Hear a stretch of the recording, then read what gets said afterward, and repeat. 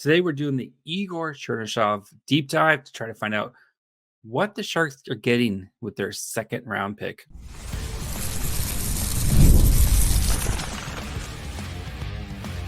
You're Locked On Sharks, your daily podcast on the San Jose Sharks, part of the Locked On Podcast Network, your team every day. Hello, welcome to Locked On Sharks, the premier hockey podcast covering your favorite team in the Bay Area. My name is JD Young, caretaker at The Reef, also the co-host of Western Conference Tuesdays on the Locked On NHL channel. Want to thank you for making Locked On Sharks your first listen, proudly part of the Locked On Network, where we cover your team every day. And if you want to be an everydayer, all you have to do is just follow along wherever you get podcasts, or you can watch this on YouTube, or do both. Both is great. And today we're going to be doing the Igor Chernyshov deep dive. So we're going to kind of look at his draft profile, kind of get to know him a little bit better, what I saw when I watched his game tape, and then kind of talk about what's next for him and why we might be seeing him in North America sooner rather than later. So before we get to all that, do want to let you guys know that today's episode is brought to you by FanDuel. Make every moment more. As the playoffs wind down, these sports stop sporting like we want them to. But this summer, FanDuel is hooking up all customers with a boost or a bonus daily. That's right. There's something for everyone every day, all summer long. Visit FanDuel.com to get started. So, Igor Chernyshov, who the Sharks picked with the 33rd pick overall, the first pick of the second round. And we didn't even talk about him going into the draft cycle because honestly, I didn't think he would be in the range. A lot of he was kind of looked at as a potential kind of late teens, early 20s type of player. And he fell to the Sharks at 33. And so with limited episodes and profiles, I wanted to try to focus on 14 a lot, which ended up being 11. And then focus on kind of the beginning of the second round. And so Chernyshov kind of fell through the cracks, unfortunately. But now that we've had some time to step away from the draft and, kind of dig into some of these guys, I thought it'd be a good time to look at what the Sharks are getting with Igor Chernyshov. So, let's see what they're getting. So Igor Chernyshov last year, he split his time between the KHL and the MHL. So the KHL is the Russian professional. It's their version of the NHL. And the MHL, which is their version of like the juniors, like the CHL, so the OHL, the Q, or the WHL. So he kind of split. He was basically KHL or had to be in the juniors. So looking at his numbers in the KHL, they're not going to kind of come flying off the charts because of, we'll dig into that here a little bit, but 44 games, he had 3 goals, 1 assist with 51 shots on goal. In the MHL, in the junior league, he tore it up. 22 games, had 13 goals, 15 assists with 95 shots on goal. So something to kind of keep in mind is as we go through this is his role with each team. Playing in the MHL, he averaged about 19 minutes a night, playing first line minutes, playing on the power play, playing on the PK. And boy, when we get to the tape, I'll talk about the PK here in a little bit. But he was playing 1903 a night in this season in juniors. Top line minute, like just kind of, getting that great experience. But honestly, was in the viewings I had, he was just too good for the juniors. So he spent a lot of his time in the MHL or in the KHL, where he was playing 8 minutes a night, but he's playing against men. So just something to keep in mind when the production isn't there, and we kind of talk about the tape. But I think though, the way, as we'll get to the tape, like I said, the way he adapts his game, it's very intriguing. So more on Chernyshov here. Pulling up Byron Bader's model, he has him as a 63% NHLer. For him, NHLer is someone who plays 200 games, and a 41% star probability. Basically, as a forward, you have to average 0.7 points per game in your career. So his comps, draft year comps, he has like Logan Couture, very interesting. They don't play alike, like at all, but I think it's just kind of the scoring range, et cetera, et cetera. But yeah, he has Logan Couture as a potential kind of comparable player. He has Max Swanson in this draft, who I fell to the 7th round. And I think a lot of people felt like he should have been a much higher player. And Andrew Basha as well. So another guy who's kind of in the same range as him for this as comps. If you pull up Jay Fresh's model, so his is based off wins above replacement. He has a 9% chance to become a star. And then a 36% chance to become an NHLer. Star for him is a top 18.5% wins above replacements per 82 games. And becoming an NHLer is 200 plus games with a positive wins above replacement. So for Chernyshov, like if you read about his kind of draft profiles and what he kind of brings to the game, so Elite Prospects, of course, with their amazing draft guide, their elevator pitch on him is a hardworking power forward who excels at creating chances off the rush and dominates when play becomes physical. And that is very, very evident when you watch him play. Some of his kind of talking about his junior level. At the junior level, he's a dominant force who took over games regularly. His 1.27 points per game average is the 7th best mark in the MHL history among draft eligible skaters with over 20 games played. What makes the feat even more impressive is that just 2 of his 28 points came on the power play, which just demonstrates how good he was at even strength. That's very intriguing. Someone who can score at even strength and doesn't have their numbers kind of propped up by playing on he played on 10 on the power play, but he was doing a majority of his scoring on the at even strength. It kind of reminds me, if you think back to the beginning of last year with Quentin Mustiel and Sudbury, where he was scoring he was scoring at a decent rate, but the power play wasn't clicking. Then all of a sudden the power play started clicking for Sudbury, and then you saw Musty's scoring rate just go through the roof because he was getting some more, getting more of those power play points. So Chernyshov, Elite Prospects continues, but Chernyshov doesn't have a single elite skill or element in his game. Instead, he's one of the most well-rounded players in the draft who can impact the game in a variety of ways and provide value in all 3 zones. The 6'2" winger, I think he's 6'3" or 6'4" now. I think by the time that his official measurements, is one of the best players in the draft at creating chances for himself, particularly off the rush. He's a powerful skater with a high-end handler. He excels at anticipating openings and exploiting them, which is something you definitely see on tape. He's often he's direct, he's a rather advanced delay game that can pull out when the situation calls for it. But then when you get to the KHL, right? And that's always the question for players as they move from juniors, where they dominate usually against their people the same age. And you see that with Chernyshov. What happens when you get to playing bigger, more advanced competition, bigger, faster, stronger competition? How do you translate your game? And that's the impressive part of Chernyshov, is that's where he really showed how great of a player he is, because of his ability to do a lot of the little things that it takes players a long time to learn.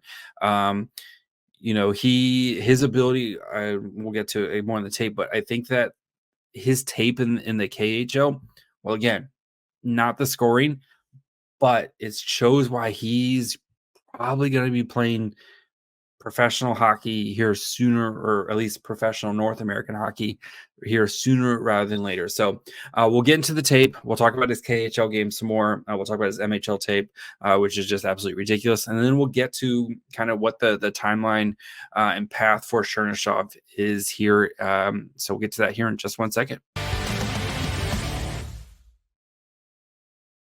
I love sports. I love them so much. I never want them to stop. But as the playoffs wind down, we get fewer and fewer games, and the sports aren't sportsing like I want them to. but FanDuel lets me keep the sports going whenever I want. All I have to do is open the app, dream up bets anytime I'm in the mood. And this summer, FanDuel's hooking up all customers with a boost or a bonus daily. That's right. There's something for everyone every day, all summer long. So head over to FanDuel.com and start making the most out of your summer. FanDuel, official sports betting partner of Major League Baseball. All right, so let's dig into the tape, and let's start with the MHL tape. So watching his, scouring the internet, watching a couple of his games, and you see how he just dominates. Because I think the thing that's impressed me the most is his willingness to just go to the net and make stuff happen. And this is both in the KHL and the MHL. We'll start with the KHL. Since he's bigger, faster, stronger than most of his peers, there's no fear when he drives, either when he drives to the net or then when he doesn't have the puck. The first thing he does is he goes to the net, which is what you love. Like, he is parked. I'm going to park in front of the net, and I dare the defenseman to move me out of the way. I saw one of the goals that he scored. The MHL was very nice goal, nice skill give and go play, but he scored it because he drove to the net.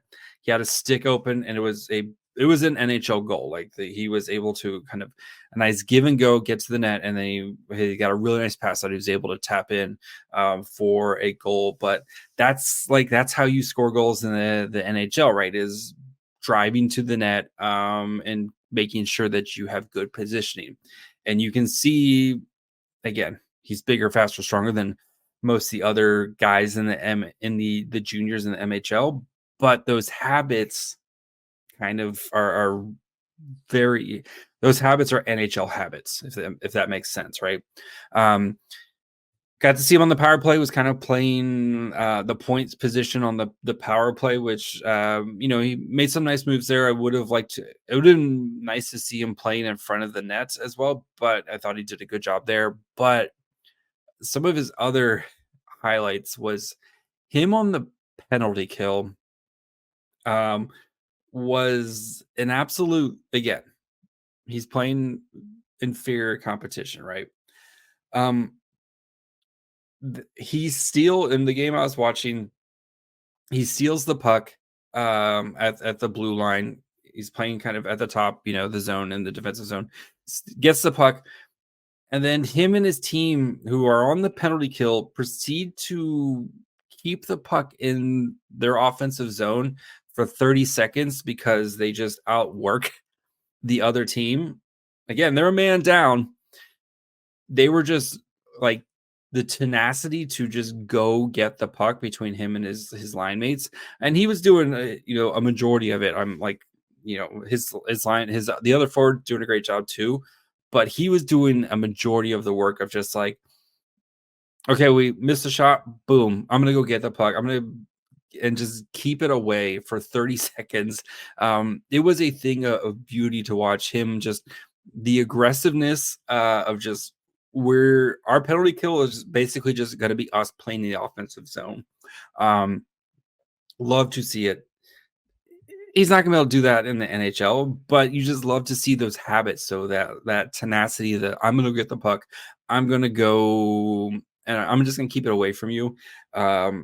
That's something, those, again, NHL type of habits. So watching his KHL tape, where again, he's not playing as much, but it's weird. This is going to sound weird, but whenever he left the ice, his team was in a better position than when he got on the ice. And there was multiple times, and again, it was, I watched one game of him in the KHL, so it could have just been like one of the best games that he ever played. Who knows? But from the game I watched, he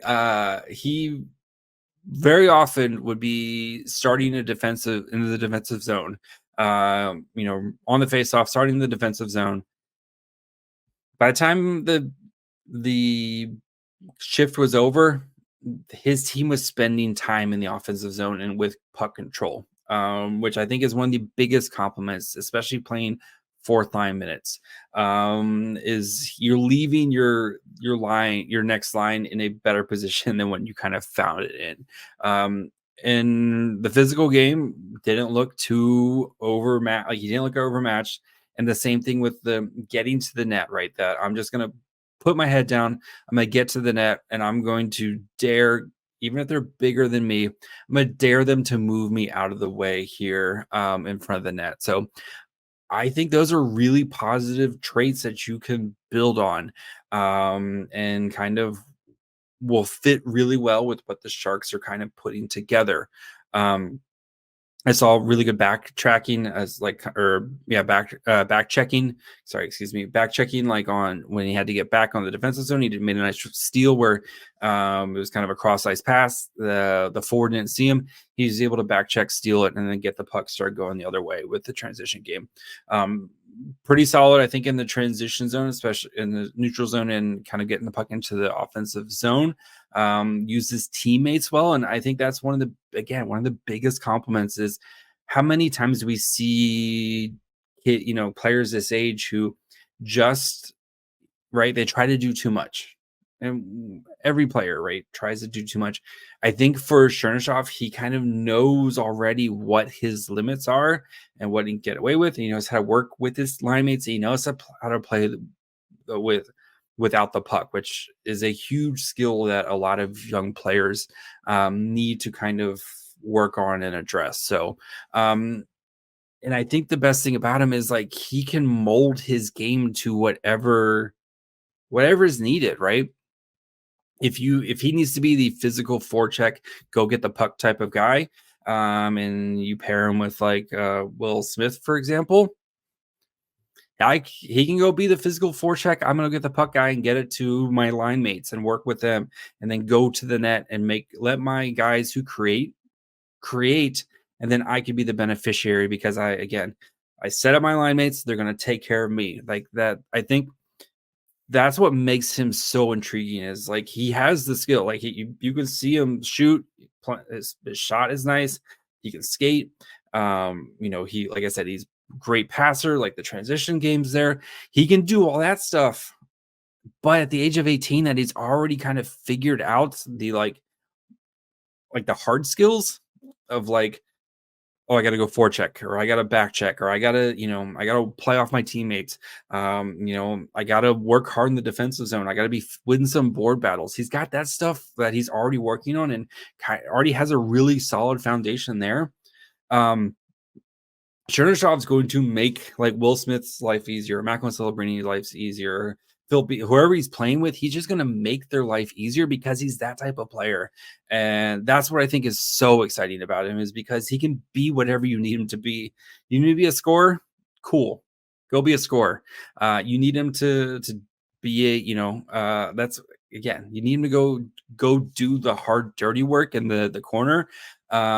Cool. He can do that as well. So I had Chernyshov ranked 9th, and I wouldn't be surprised if we'll talk about kind of what's next with him by the end of this following season, if we're talking about him as much higher.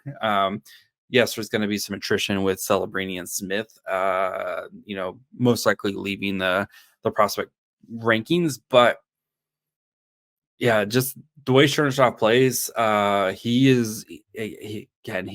makes his team better because he's such a great team player, and he makes his line mates better. I think that's one of the biggest compliments you can give to a guy is just his ability to kind of just make life easier for everyone else. So we'll talk about what's next with him and kind of some of the couple paths that he has here and when we might see him playing here in North America and when we might see him in San Jose. So we'll get to that here in just 1 second.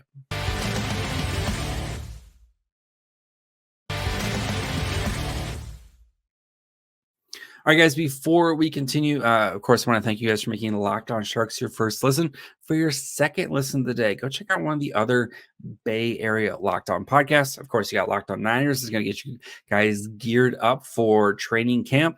You got Locked On Warriors with Steph Curry playing in the Olympics right now. I'm sure they've got you guys covered for that. You got Locked On Giants in the middle of a playoff race, or maybe that might be someone at the trade deadline. Who knows what the Giants are going to be doing? And then you have Locked On A's as well. So plenty of great stuff here at the Locked On Network. So make sure you guys, for your second listen, go check out one of the other great Locked On episodes, or the Locked On Sens guys have Brady Tkachuk. Yes, that Brady Tkachuk join the show. So if you want to go hear Brady Tkachuk as he hung out with his brother who won the Stanley Cup and what his day, I think they talked about Matthew's day with the cup. So plenty of good stuff here at Locked On, wherever you get podcasts. And of course, you can watch on YouTube as well. So what's next? Chernyshov in an interesting position because he's only signed through next season in the KHL. He hasn't signed an extension. That's always right with Michkov and Demidov. That was always they're signed for a couple more seasons. They're not coming over.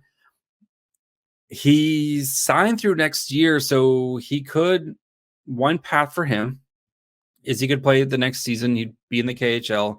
Probably kind of maybe bump up into middle six type of minutes where you would see the production go up. He's going to be playing against men, et cetera, et cetera. And then after that, he's free to come over to North America where he could either play in the CHL, which we'll get to in a minute, or he could play with the Barracuda, or if he makes the Sharks. Plenty of options for him there with that. Another path, which seems very possible, is the rumors are that he is trying to get out of his contract in Russia and come over to play in the OHL with the Saginaw Spirit. Saginaw, who won the Memorial Cup, figures to be pretty good again this year. You have Zane Parekh, et cetera, et cetera.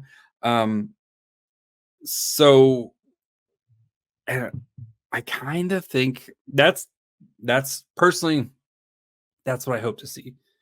Because one, selfishly, it's easier to watch OHL games than it is to try to watch games over in Russia or trying to watch, it's just easier access for me personally. And I want to be able to watch as many Sharks prospects as I can. So yeah, there's Saginaw drafted him in the second round of the they have the CHL has their big kind of European draft where they can draft European and Russian players and draft them and kind of hold their rights. So we probably won't know though until the season starts, right? If you remember Kasper Holtonen, he didn't come over to London, a little bit different, but he did come over until kind of right before the season starts. So I wouldn't be surprised if it's pretty quiet about this until training camp-ish. We might get a clue too, because if Chernyshov comes over in September for the Sharks training camp, might be a clue that he's going to be kind of playing games in the CHL, especially because the KHL also starts their seasons way early. They start their seasons beginning of September. So we'll probably know before then what kind of his plan is. So but just like Kasper Holtonen, right? Since he was in the KHL when he got drafted, he doesn't the CHL NHL agreement doesn't fit for him. So he could play one season in Saginaw, and then if he's good enough, then he can come straight to the Barracuda or straight to the Sharks, or like I said, because even though he won't be 20 by then, doesn't matter. He was under KHL contract when he was drafted. So that's something, again, keep in mind. So I kind of want him to go that path, kind of the Kasper Holtonen path of come play in over here, get used to North American ice, get used to, I think, also coming over here and, because he doesn't speak English, right? Getting a year where you maybe start to learn a little bit of English, kind of get used to North American hockey. And I think his style of play where he'll be able to blend, right? He'll be able to blend his skills with his dangles, his shots, like those skills with the hard skills as well, I think start to kind of get used to playing in North American hockey, and then he could be in the Barracuda. And I think his game will translate to being in the AHL as soon as the 25-26 season. So that's the path I'm hoping for. He could also, of course, say if he wants to stay in Russia, and he could also sign a contract where a contract extension where he would stay in Russia for, maybe if he signs like a 2-year extension or something like that, where he'd stay in Russia for the next couple seasons. The Sharks would own his rights still. Like, you don't have to worry about anything like that. But that if there's whispers that he wants to try to make it over to North America sooner rather than later, I assume that's probably going to be the path. And I assume he's probably going to go play in the OHL with Saginaw. So, and playing with Zane Parekh is not the worst thing in the world. So he could also, since again, he was in the KHL, he could go straight to the Barracuda and play in the AHL, but he'd probably be kind of playing 8 minutes a night, getting kind of that type of role where maybe he's not playing every night and he's not, kind of getting the full most. So I like to see him play in the OHL, which, yes, I know the MHL is similar, but the OHL is just better competition. Right. I think he'd benefit for a season playing in the OHL. Again, where he can kind of get used to North America, maybe start to learn some English. He's going to be playing against some of his peers, I think, and he's going to be probably playing a bunch of playoff games as well. So, yeah, Igor Chernyshov, man, he's going to be a fun player. Again, maybe I might be overlooking or reading into too much of kind of what his skill set is, but I think he's going to be one of those players who just kind of, he's going to be a perfect kind of glue guy on a line where wherever you need him to do, he's going to do. And then he's going to make it. He's just going to make the lives of his line mates so much easier. So that's going to be it for me today. We'll be back on Thursday with an interview from someone from the 2024 Sharks draft class. So that's on the books right now. We've got a couple other interviews lined up, which I'm not going to talk about yet. So make sure you guys are keeping it locked in here at Locked On Sharks. Of course, wherever you get podcasts, and you can watch on YouTube as well. If you haven't on Apple yet, please leave a 5-star review, write a little note. It helps the growth of the show. So please do that. You can follow the show on Twitter, Facebook, and Instagram at Locked On Sharks. Follow me on Twitter at MyFryHole. Till tomorrow. Bye, friends.